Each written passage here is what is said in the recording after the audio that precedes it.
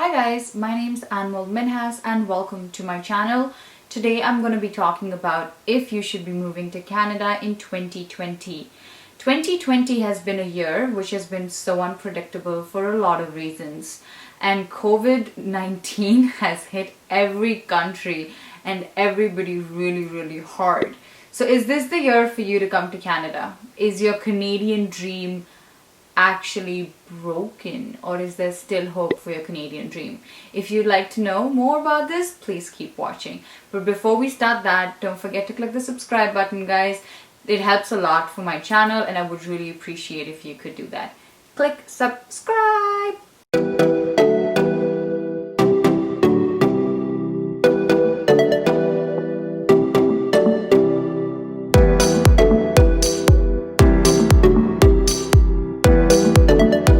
So COVID has actually hit the country a lot worse than 2009 recession.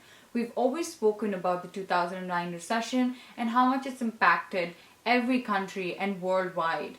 However, COVID 2020 has got to a point that it's a lot slower in economy during this time than it was in 2009 recession. Now, saying that, it's a complete understanding the reason why there's a 26% decline in PR that is actually being issued by the Canadian government. And the reason this has happened is widely to do with a lot of Canadians actually being jobless and sitting at home. Unfortunately, we're in this time of this world that people who are living in this country are unable to work and are sitting at home. So in this video, I would be addressing 5 types of people. The first are the people who are still preparing to come to Canada, which means you're preparing for your test, you're still getting ready, doing your IELTS exam and all the other entrance exams that are needed. So for them, what I would say is continue doing what you're doing. Do not cancel anything you're doing, because if Canada has decreased their PR acceptance by 26% for this year, they are somehow going to combat it, which means they're somehow going to actually gain those numbers in the following months or the next year.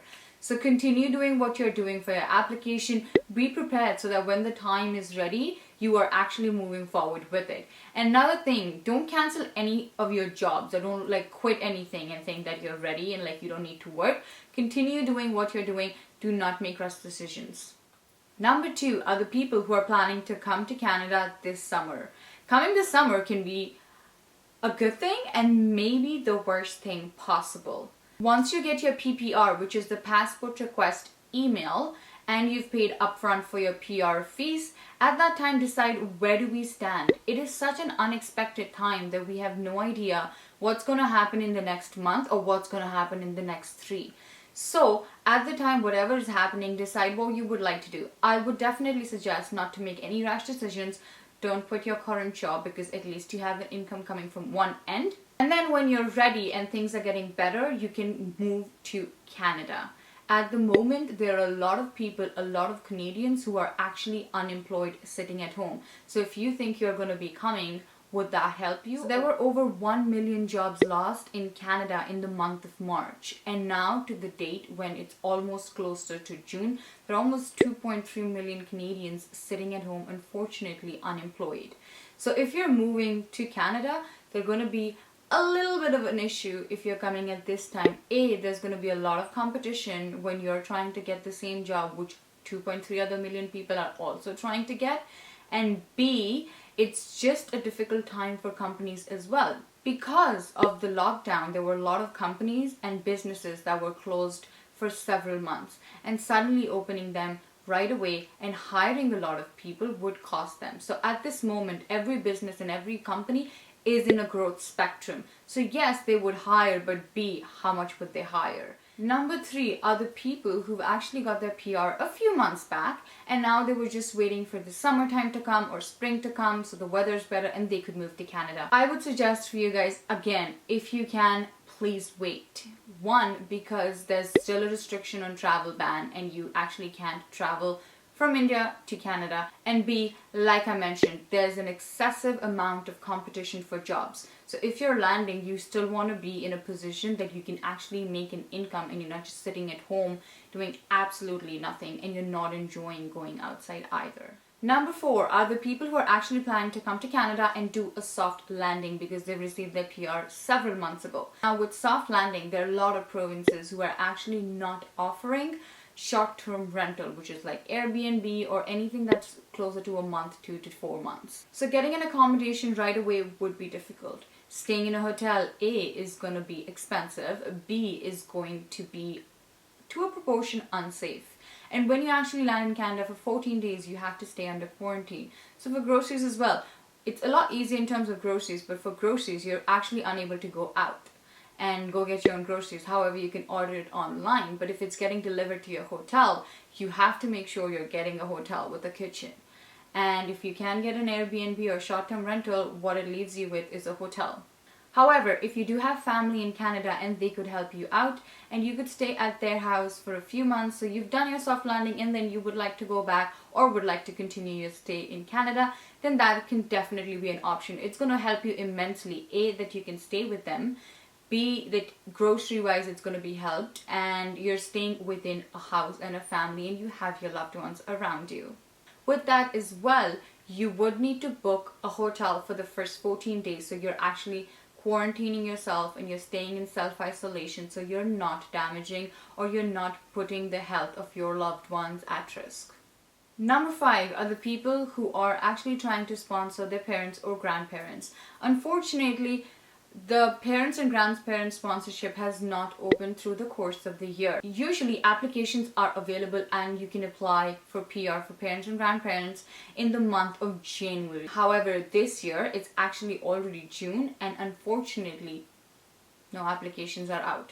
Now with all that said, I definitely do want to add that yes, if you come to Canada, you can find a job. You can find a job like which is going to be on minimum wage. You can find a survival job in a few months, 100%, because things are going to be starting to open up. However, when you come to Canada, do you come with a want to just have basic or do you come with a want to do better? If you do come with a want to do better, holding for a few months would not harm anybody. If you do decide to come at this time, you can definitely find a job that is going to be a survival job for a few months, which is working on a minimum wage, still getting certain income so that you can actually take care of your cost of living, groceries, everything. But over the course of time, nobody wants to come to Canada or nobody wants to be in Canada just to do a mediocre job. So your Canadian dream can be fulfilled regardless if you come now or in a few months. However, like I said in the beginning of this video, Canada's economy is greatly dependent upon new people that are brought into the country. So new immigrants, people who come on PR, students, because students are actually paying almost 3 to 4 times more fees for education as compared to Canadians here. So immigrations and people who move to Canada greatly impacts Canadian economy. If the Canadian government cannot fulfill their number this year, they're somehow going to make it happen that they're going to fulfill their number by the course of the end of this year or by next year. So it's 100% going to happen. It's something that's important to be happened and it would happen.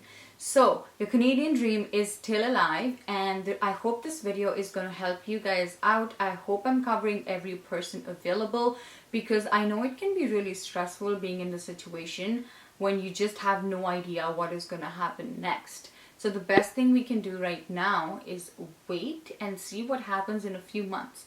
I'm not telling you to wait for a few years. I'm just saying let's wait for 2 to 3 months so that we can actually understand where do you stand, where does the government stand, and what can the government do to support you. Guys, I hope this video was helpful for you. I've tried to cover as many people as possible in this video and I hope it was informative for you. If you'd like for me to do any videos about life in Canada or similar videos, do leave it down in the comment sections, or if you have any comments or concerns or questions, let me know in the comment sections as well. Guys, don't forget to subscribe to my channel. Like I said, it helps my channel immensely, and don't forget to click that like button if you like this video. I would see you in my next one. Till then, take care. Bye.